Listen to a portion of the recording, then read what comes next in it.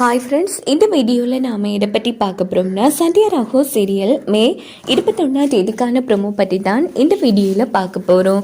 அதுக்கு முன்னாடி நம்ம சேனலை சப்ஸ்கிரைப் பண்ணாதவங்க கீழே இருக்கிற சப்ஸ்கிரைப் பண்ணை கிளிக் பண்ணிவிட்டு பக்கத்தில் இருக்கிற பெல் பண்ணி கிளிக் பண்ணிடுங்க. சரி வாங்க வீடியோக்குள்ளே போகலாம்.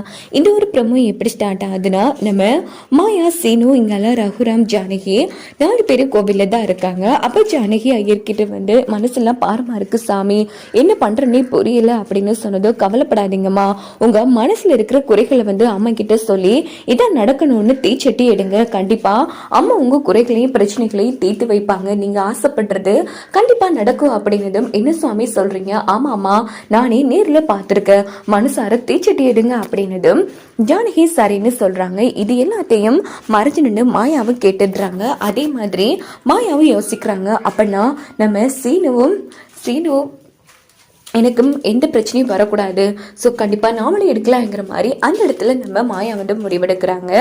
இதே டைம் என்ன நடக்குதுன்னா, நம்ம ரகுராம் வராங்க. ஜானகி, இதெல்லாம் தேவைதானா? இங்கே பாருங்க, எனக்கு நடக்கிறதெல்லாம் பார்த்தா ரொம்ப பதட்டமாக இருக்குங்க.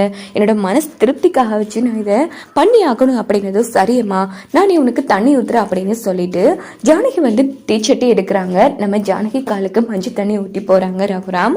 அதே மாதிரி மாயாவும் தீச்சட்டி எடுக்கிறாங்க. மாயாவுக்கு வந்து வந்து தண்ணி ஊற்றி போறாங்க.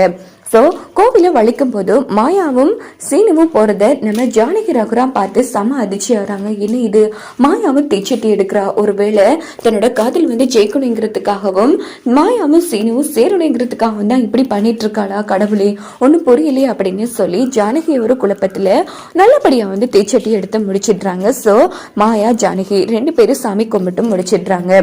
இந்த பக்கம் ரகுராம் வந்து, இங்க பாருமா ஜானகி, இந்த குடும்பம் நல்லா இருக்கணும், எந்த பிரச்சனையும் வரக்கூடாது, அவ தீச்சட்டி எடுத்தா. ஆனா நீ எதுக்குமா தீச்சட்டி எடுத்த? இதுல இல்ல உனக்கு நம்பிக்கையே இருக்கான்னு நினைச்சேனே.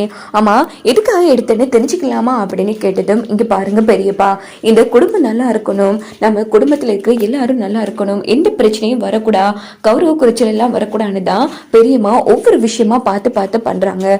சோ அவங்க பிள்ளையா நான் இருந்துட்டு இது வரைக்கும் எதுவுமே பண்ண இல்லை. அதனாலதான் நம்ம குடும்பத்துக்கு என்னாலையும் சரி மற்றவங்களாலையும் சரி எந்த பிரச்சனையும் கெடுதலும் வரக்கூடாது, நீங்களும் பெரியமாவும் நல்லா இருக்கணும்னு தான் நான் தீச்சட்டி எடுத்தேன் அப்படின்னு சொன்னதோ, கடவுளே, நாம தான் மாயாவை தப்பா புரிஞ்சுக்கிட்டேங்கிற மாதிரி ஜானகி அந்த இடத்துல உணர்றாங்க. இதை பார்த்து ரகுராம் ரொம்ப பெருமைப்படுறாங்க. ஒன்னு சொல்லவாமா, எனக்கு தானா எப்படி ஒரு பொண்ணோ அதே மாதிரி தான் நீ என்னோட பொண்ணு அப்படின்னதும் மாயா ரொம்ப சந்தோஷப்படுறாங்க. பெரியப்பா, நிஜமாவா சொல்றீங்க? ஆமாமா, என் பொண்ணா இருந்தா கூட இப்படி செய்ய மாட்டான், ஆனா நேற்று வந்து நீ எங்க குடும்பம் நல்லா இருக்கணும்னு பண்ற பாரு, உன் மனசு அப்படியே ஜானகி மனசு மாதிரி இருக்கேங்கிற மாதிரி அந்த இடத்துல மாயாவை பாராட்டினதும் மாயா செம்ம ஹாப்பி ஆகுறாங்க. இதோட இந்த ப்ரோமோ வந்து